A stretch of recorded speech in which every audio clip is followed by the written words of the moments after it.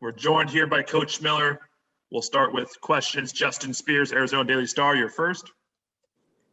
Coach, Azulis said after the game that you pretty much told the team that it was probably the worst defense they played all season.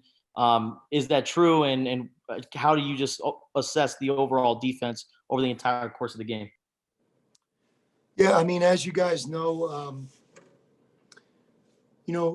wherever we are right now, I guess through 18 games and however many we have remaining, we've actually been a better offensive team than defense. We've incrementally recently, I think, not by leaps and bounds, but I think have been moving in a better direction. But we took a giant step backwards here tonight. Playing defense on the road, playing against a disciplined, well-coached team. Utah had a ton of confidence coming off of their road win against Colorado. And you know what? Utah's been in some really tough games this year, and they haven't been the winner. They've lost a number of those close games. I thought they were highly motivated here tonight, playing at home, and they were organized, they were prepared, they were ready, and it kicked our butt, and they were the better team. I mean, it's sometimes you have to see it for that. But Justin, to answer your question, our defense was poor. It was. Credit Utah for making our defense poor, but we struggled on offense. And when you're a good offensive team, and recently we've been playing some good offense, and all of a sudden the ball doesn't go in, it doesn't feel right. And by the way, a big problem with our offense was Utah played very, very hard and physical on defense. But you can let your defense affect your offense, affect your defense. Ball's not going in, having turnovers. Next thing you know, you're picking and choosing your effort level and your consistency on the defensive end, and it's just a matter of time before they break it open. I felt fortunate that we weren't down by more in the first half. That fifth segment of the first half, so the last 4 minutes of the first half, was a disaster. We had a loose ball that we didn't dive on. We had Ira went for the block shot. I don't know if he really even needed to. And I think they beat us 9-1 going into halftime. And then coming out at halftime, they really did the same thing to us. And, from that point, we were just playing uphill. But you know what? I credit Utah. And if our team isn't a hard playing together group, we don't have any room for error. And why do you think Benedict struggled throughout the course of the night? And I think you had him coming off the bench in the second half, correct? Yes. Ben has to have a great attitude and has to play with total. He has to play with a total effort towards winning the game, both on defense and offense. And his body language has to be great, and he has to give us everything that he has. And when he does that, he's a very, very good player. But I didn't like the way he played. And I thought it was a reflection of really, our whole team. When somebody's not locked in, when you kind of have a couple guys going really, really hard, but some others not. Again, we don't have that room for error, that luxury. And we're not going to walk out at the jump ball and overwhelm any team in the Pac-12. And right now in the month of February, playing at Utah's a good team. It's playing with a lot of purpose and confidence. Like I said, they kicked our butt. But one thing that's never going to change with me is if you don't have a great attitude, it's going to be really, really a hard road. And I didn't like Ben's attitude. And Kerr Kriisa in his debut, what did you see out of him today?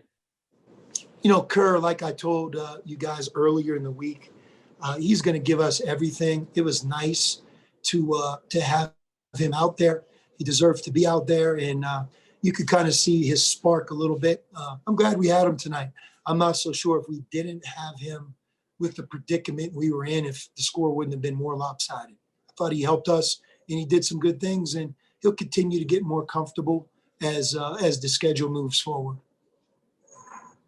Alec White, Arizona Daily Star.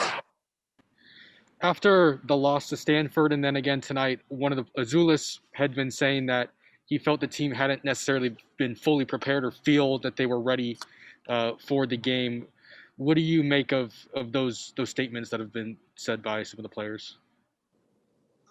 You have to be more specific with that question.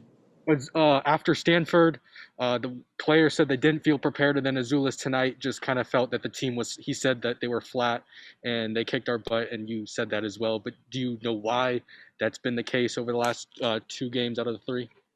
I mean, if we're not prepared for the game, that's on the head coach, right? So, I have to do a better job. I'll make sure that I speak to the guys and make sure we get on the same page, and I'll do a better job, at least try to do a better job, our staff and me, of preparing them for Colorado. We're not, maybe we got to work longer hours, go at it a little bit harder, communicate better, but that's unacceptable. We have to do a better job so that our players feel prepared. If they don't feel prepared, that's 100% me. That's on me. And then for Kerr, he chose to wear his first name on the back of the jersey. A lot of the players go with the last name. And since we don't have him tonight, do you know why he chose his first name to go on there? I don't. Okay. Thanks, Coach. Bruce Pasco, Arizona Daily Star. Yeah, Sean, a lot of my questions were answered, but the one thing I was wondering is one of the other things they tied you in rebounding, and I guess that's been sort of one of your calling cards, the rebounding. And did you kind of figure though against Utah it might be tough with the bigs they have and the way the game could go here, or what would it? Yeah, their starting big guys are very good players. If you remember a year ago, they played a lot of minutes as true freshmen, and I think they learned the ropes. Going through a regular season Pac-12 year and going through the 6 months, 9 months that they did, I think that in both cases they've grown, they've improved, they're bigger, they're stronger, and they're good players.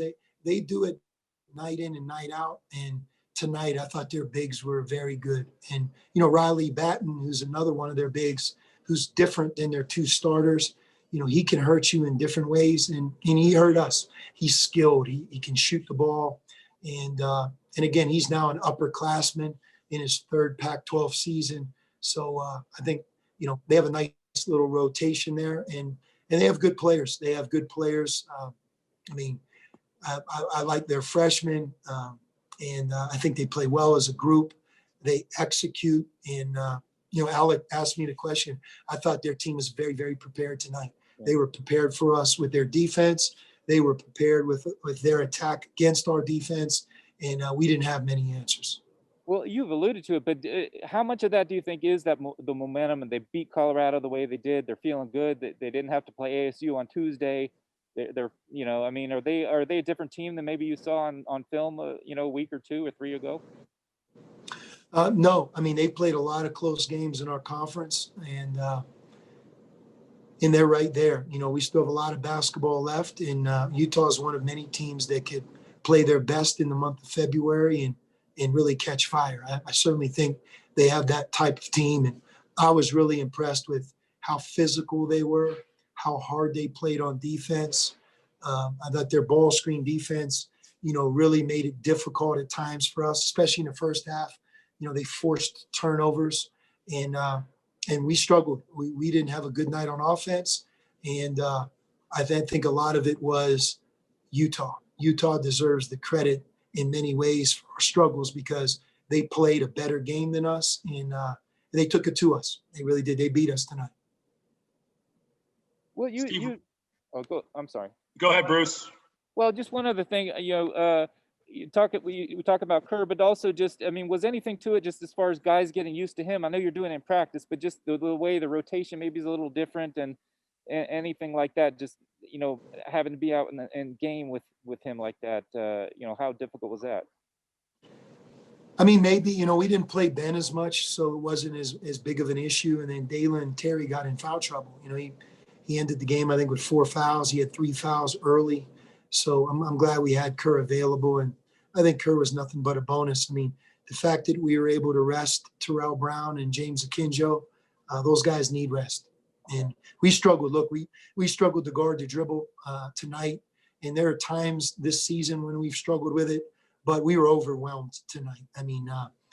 Just one guy after another, just really struggling, guarding the ball. And that, again, it's a credit to Utah's ball movement and execution.